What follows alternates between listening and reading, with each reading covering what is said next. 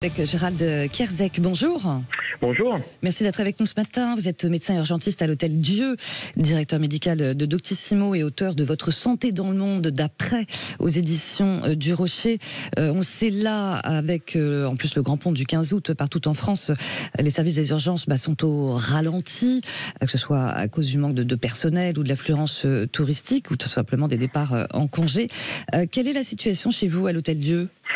On a la chance à l'Hôtel Dieu d'être en plein cœur de Paris, évidemment, et donc l'afflux touristique que des collègues comme à Saint-Tropez, bord de mer ou d'autres zones de villégiature ont un afflux important. Nous, c'est plutôt l'inverse. Alors après, on a un certain nombre de touristes qui viennent. La deuxième chance qu'on a, c'est qu'on a un hôpital de proximité qui fait petite centaine de passages par jour. C'est-à-dire qu'on est sur un hôpital qui n'a pas été encore regroupé. J'espère qu'il ne le sera jamais. Oui. Mais on voit bien qu'en province, par exemple, il y a plein de regroupements qui ont eu lieu, des hôpitaux, des petits hôpitaux qui ont été fermés.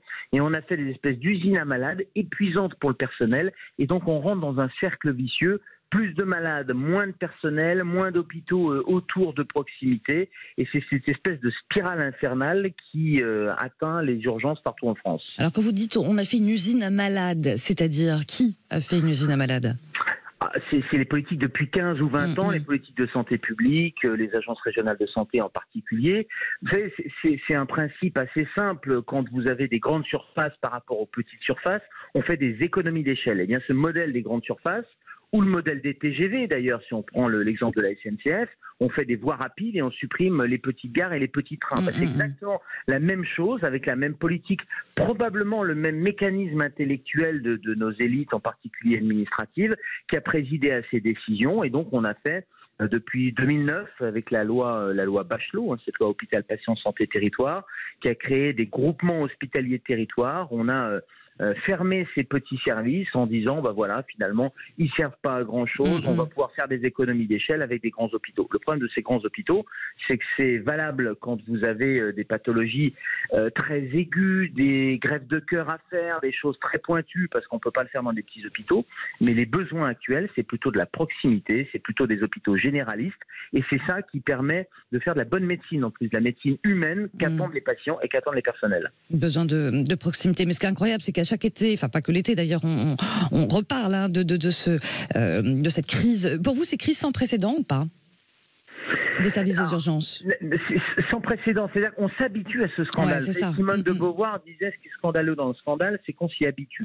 On a l'impression qu'on s'y habitue, et tant qu'on n'a pas dans la presse un drame par-ci, par-là, une personne qui a été refusée aux urgences et qui meurt, finalement, personne n'en parle. On trouve normal dans un pays comme la France en 2023 de fermer les services d'urgence. Je parlais de Saint-Tropez. Saint-Tropez qui est une zone, évidemment, avec énormément de monde le week-end. Il suffit de regarder tous les reportages à la télé. Les week-ends, les vacances, ça explose aux urgences. Oui. Et bien là, mardi, le service d'urgence était fermé la nuit.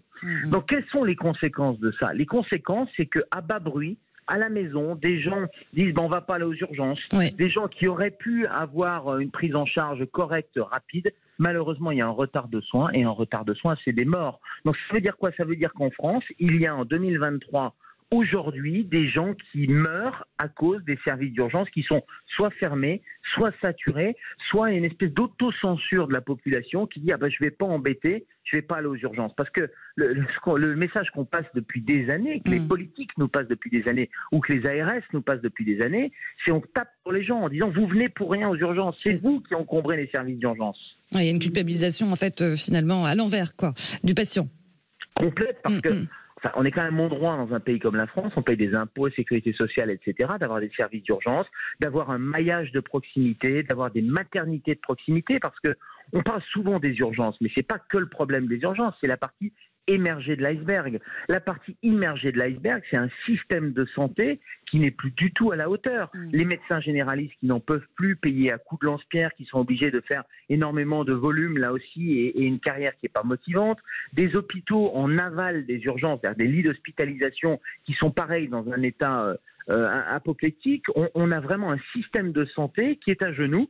On l'a bien vu d'ailleurs avec le Covid. Moi, j'ai eu ne cesse de répéter que c'était pas une crise liée au virus, mais que c'était une crise structurelle. Ben voilà, oui, on n'est plus dans le Covid et on a les mêmes problèmes d'hospitalisation. Alors, on n'est plus dans le Covid, on parle pas mal d'ailleurs en ce moment du nouveau variant. Et Iris, ça vous inquiète, vous, ou pas d'ailleurs, pour la suite ou pour la rentrée? Non, parce que c'est un sous-variant d'Omicron et que, alors ce qui m'inquiète, c'est que des personnes âgées ou des personnes fragiles qui auraient besoin rapidement d'être mises sous oxygène, à qui il faudrait faire un scanner, et c'est ça la clé du Covid, c'est la majorité, vous aurez les signes d'un rhume. Par contre, il y a une infime minorité qui doit être prise en charge relativement rapidement, mais pour être prise en charge rapidement, il faut pouvoir avoir un médecin généraliste disponible qui passe le relais à son collègue médecin urgentiste, faire un scanner, hospitaliser éventuellement en pneumologie avec de l'oxygène, et c'est ça qui sauve des vies.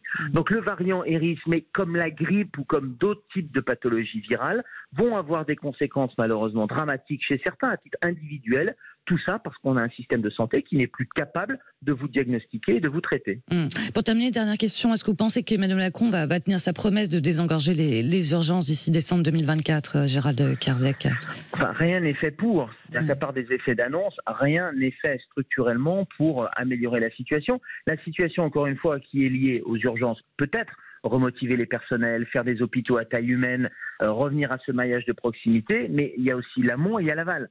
L'amont, c'est revoir la médecine de ville, réinjecter un certain nombre de moyens, refaire confiance aux médecins généralistes. Moi, ce que je vois, c'est qu'on met plutôt des télécabines dans des gares SNCF, ce qui n'a aucun sens en termes de médecine. Et puis après, on va taper sur les arrêts de travail, parce que forcément, dans les télécabines, les gens y vont, ils ont un médecin à distance, ils les mettent en arrêt de travail. On est dans cette espèce de cercle vicieux. Donc il faut revoir l'amont avec la médecine générale et remotiver cette pierre angulaire qu'est le médecin généraliste. Et en aval, il faut revoir des hôpitaux en réouvrant probablement des structures. Et quand je dis des structures, c'est de médecine générale d'hospitalisation, parce que la population vieillit et on n'a absolument pas anticipé ce virage démographique avec une population forcément vieillissante et qui va avoir besoin de soins. Message bien entendu. Merci beaucoup d'avoir été avec nous, Gérald Kierzek. Merci. Je rappelle que vous êtes médecin urgentiste à l'Hôtel Dieu. Allez,